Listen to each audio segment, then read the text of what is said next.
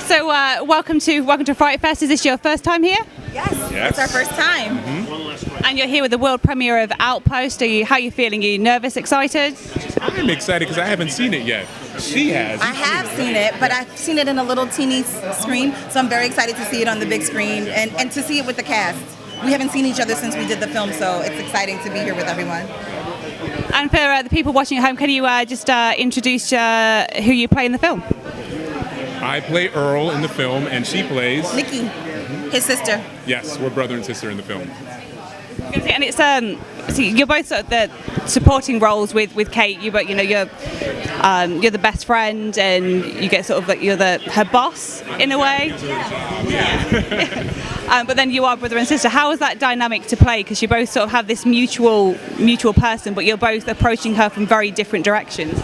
So so Beth and Joe, the writer and the star of the film, are my friends for 20 years. And so to be able to do the show with her in this way, to play her really close friend, wasn't really hard because we are really close friends. So it worked out pretty good for me. Yeah. And I always tell her, reminds me of a cousin of mine who's just like my sister. So when we met, it was like brother and sister instantly. Like I punch her and do things like that, and I bug her and do things like that. Pretty much. It doesn't matter because that's what big brothers do.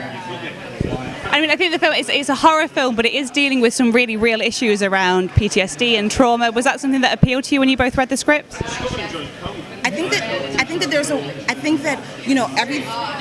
every piece isn't one thing, right? So yes, it is dealing with those things, but it's in a horror film. We could also be dealing with those things into a comedy or a musical or any of those things. So I think that it's important to know and recognize that we all have issues surrounding us, but life still goes on. So yes, Kate has these issues that she's dealing with, but she's also like in the woods, and that brings up on another thing. So even though it's a central part of it, it kind of filters in, different ways. Yeah, and I think that's the lovely thing about good horror, because it's not just about the violence or the gore or whatever it is. There's always a sort of an overarching message that it's delivering with whatever the violence or the horror element is, and that the allegorical part of that is what I really love about this script. Yeah, not all horror films are gore. Some horror films are the scary things that happen in your mind, or the scary things that are happening in the country that you live in, so it's like that, And I guess if we're talking FrightFest Halloween. Halloween's just around the corner. Do you guys have any staple movies that you sit down to watch on the holiday?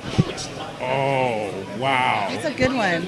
I don't have any staple ones, but I like a scary movie. I like a little jump. Yeah. I like the jumpy ones. I just recently watched Halloween Ends, which I thought was quite nice, but I don't remember all of the other Halloweens that came before, but I thought it was a good film. I like to be scared. Yeah, I remember The Exorcist is my favorite horror movie, and I remember when I watched it as a kid, and somehow we got it on our TV at our house. So it wasn't at in the theater, and I would watch it from around the corner kind of thing. So that's one of the first movies that actually scared me. The first movie that actually scared me was Cujo. I was about to say Cujo too.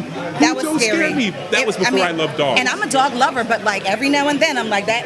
That's a big dog. Yes, Cujo. That was another movie that I watched like this. Because that dog come with a drool. Because it wasn't a monster. It was a dog. And you see dogs all the time on the street. So it wasn't like, oh, that's a green, slimy creature person. Nope, it's just a dog. It's a Saint Bernard, too. They're supposed to help you, Yeah. Do you remember that movie? Oh, yeah. I mean, as somebody that grew up on Beethoven, to then suddenly sit down with Cujo, it's like, what's going wrong with Beethoven? Yeah. Hilarious.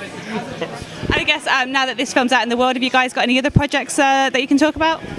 I am mostly a stage actor, so I'm in a show called Hamilton, and so that's what I do. Never. I'm in Hamilton the musical back in the States, and so I normally do that, but I'm looking to expand my movie and TV career. This is my very first feature film. This is amazing. So I'm really excited to be a part of that, so I'm excited to just see what is next.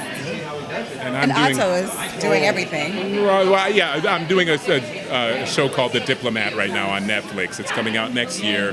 It's about diplomatic intrigue. It's a thriller. It'll be fun, and I hope you guys like it.